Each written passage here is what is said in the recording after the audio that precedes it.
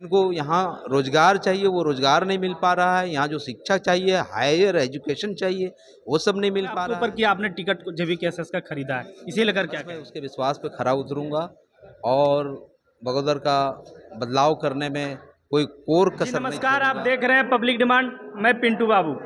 आज हम JVKSS के प्रत्याशी, जो कि JVKSS ऐसी पार्टी जो स्थानीय की बात करता हो, जन मुद्दे की बात करता हो, झारखंड में भ्रष्टाचार मुक्त की बात करता हो, उसी प्रत्याशी को बगोदर विधानसभा के प्रत्याशी डॉक्टर सलीम अंसारी जी से मिलाएंगे और इनसे रूबरू कराएंगे और साथ ही यहाँ की रणनीति को विषय में बताएंगे, कैसे फतेह कर रहे हैं बगोदर विधानसभा को, क्या है रणनीति, क्या है कार्यकर्ताओं का रुझान, क्या कुछ कह रही है पब्लिक।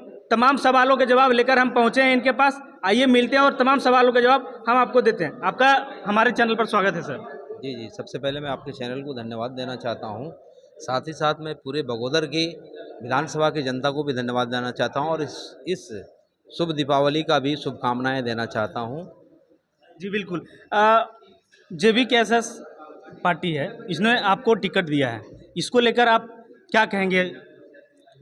आज जो JLKM के सुप्रीमो हैं टाइगर जयराम महतो, जिस तरह से उन्होंने हम पे भरोसा जताया, विश्वास जताया, बस मैं उसके विश्वास पे खरा उतरूंगा और बगोदर का बदलाव करने में कोई कोर कसर नहीं छोड़ूंगा। सारा चीज़ लगाने को मैं तैयार हूं कि बगोदर में बदलाव हो और यहाँ की जनता जो आज एक शासक के शासन में राज कर रही है, एक शासन का जो शासक आरसों से चलता आ रहा है, उस शासक के शासन को ख़त्म करना है और बगोदर में बगोदर की जनता को शासन को लाना है।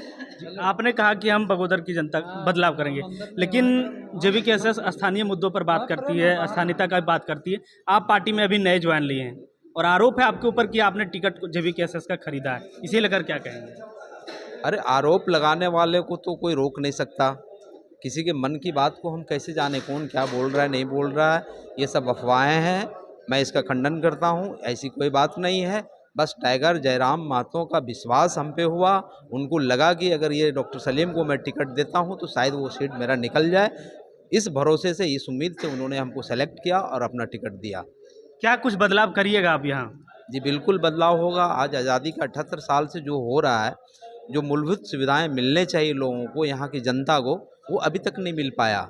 अभी देखिए, जिस पार्टी का आज राशन किरासन से आवाज़ उठा था, है ना, गरीबी रेखा, लाल कार्ड, अंत्योदय कार्ड से उनका एगो आंदोलन चला था, लेकिन वही पार्टी के आदमी जब डीलरों के द्वारा या जो सरकारी पदाधिकारी हैं उनके द्वारा हजारों हजार क्विंटल चावल का गबन होता है और उस पर उनका एक सवाल नहीं आता, एक स्टेटमेंट भी नहीं आता है, तो इससे क्या प्रतीत होता है, ये क्या कर रहे हैं, वो क्या गरीबों की भलाई कर रहे हैं। कहते हैं कि हम विकास कर रहे हैं, ये तो विकास नहीं भाई, ये जनता की सुविधा दे रहा है। वो विकास कहाँ दे रहा है? विकास होता है वही जो जिस जगह का है उस जगह पे उसको रोजगार मिले, उसको विकास कहते हैं। इसको विकास नहीं कहते हैं, इसको सुविधा कहते हैं। किसी एक के लिए नहीं कर रहा वो।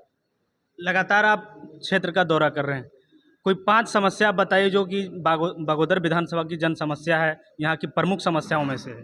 अरे, 5 ही नहीं है, 5000 बोलिए, 5000 समस्याएं हैं यहाँ पे, जो उंगली पे गिनती नहीं किया जा मतलब सकता। प्रमुख समस्याएं क्या है? प्रमुख समस्याएं यहाँ के प्रमुख समस्याएं हैं रोजगार, शिक्षा, स्वास्थ्य, बिजली, पानी, ये सब प्रमुख समस्याएं हैं जिनको लेकर के लोग आज काफ़ी त्रस्त हैं। लोगों को जो मूलभूत सुविधाएं मिलना चाहिए वो नहीं मिल पा रहा है।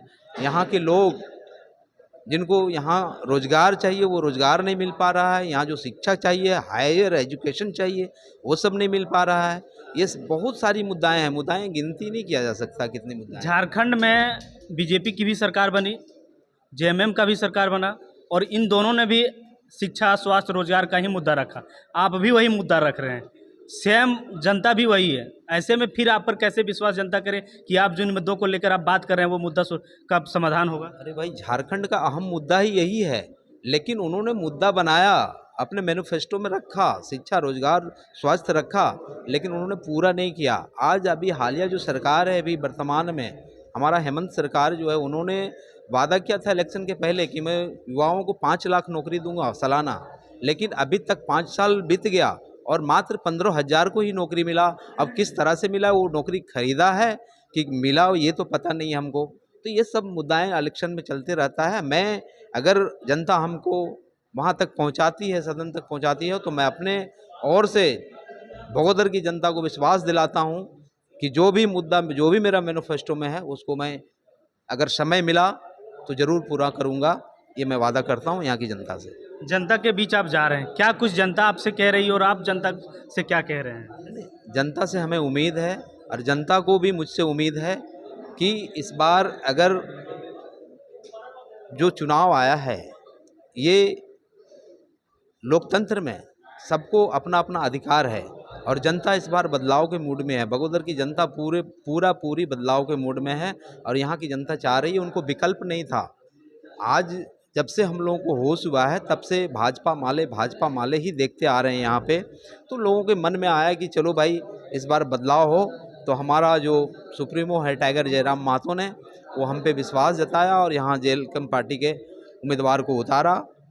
और मैं अपने तरफ से जो भी हो, मैं कोशिश करूँगा कि यहाँ की जनता को जो भी सुविधा अभी तक नहीं मिल पा रहा है, जो मुहैया नहीं हुआ, उसको मैं पूरा करने का कोशिश करूँगा।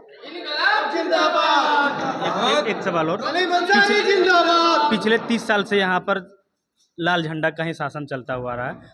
लाल झंडे के लोग कहते हैं कि शहादत दिए गया है लाल झंडा की तरफ से, उनके परिवार वालों ने यहाँ की जनता के लिए शहादत दिया है, गोलियां खाई है।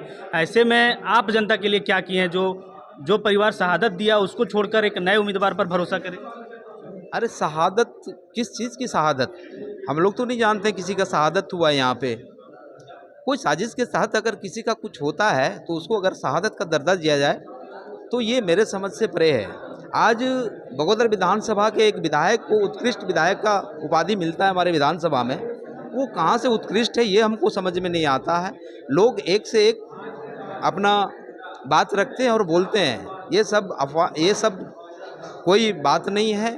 ऐसी कोई शहादत नहीं हुई है यहाँ पे। लोगों ने साजिश के तहत जो भी किया, उनके साथ मैं भी उनको नमन करता हूँ कि ऐसा नहीं होना चाहिए था। उनका मैं सम्मान करता हूँ जो उनके साथ हुआ। यहाँ कोई शहादत नहीं हुई, ये शहादत की कोई बात नहीं है। आप खबरों के माध्यम से देख रहे होंगे, हर जगह शिलापाट लगाया जा रहा है।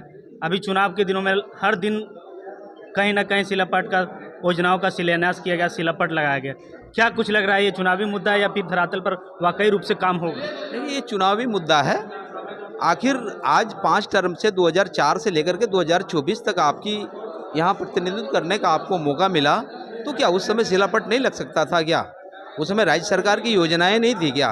उस समय भी राज्य सरकार की योजनाएं थी, तो अभी क्यों लगा रहे हो आप? क्योंकि एक मुस्लिम कैंडिडेट आ गया जहाँ से उसको डर पैदा हुआ, तो धड़ाधड़ शिलान्यास कर रहे हैं और एक चुनावी रकम असूल करने का ये सिस्टम है और कुछ नहीं है।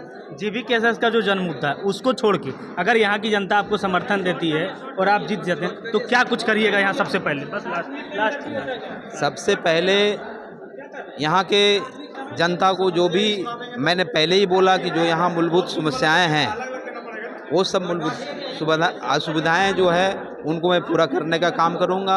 यहाँ के जो गरीब जनता है, यहाँ के जो युवा बेरोजगार हैं, उनको रोज़गार देने का काम करूँगा।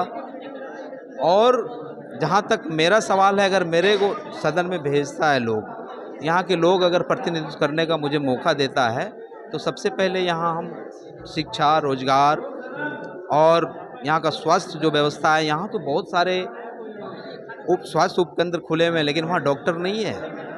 एक अंतिम सवाल है, जनता जनार्दन से क्या कहिएगा बगोदर की? जनता जनार्दन को हम यहाँ के जनता को धन्यवाद देना चाहेंगे और आज इस दीपावली के शुभ अवसर पे शुभकामनाएं देना चाहेंगे कि यहाँ जो समर्थन हमारे तरफ लोग दिखा रहे हैं, उसके लिए मैं उनको धन्यवाद देना चाहूँगा। जी धन्यवाद। आप सुन रहे थे बगोदर विधानसभा JV-KSS के उम्मीदवार को। क्या कुछ कहेंगे इनकी रणनीति को लेकर और यहाँ की राजनीति को लेकर? हमें कमेंट सेक्शन में बताइए। मिलते हैं नए वीडियो में।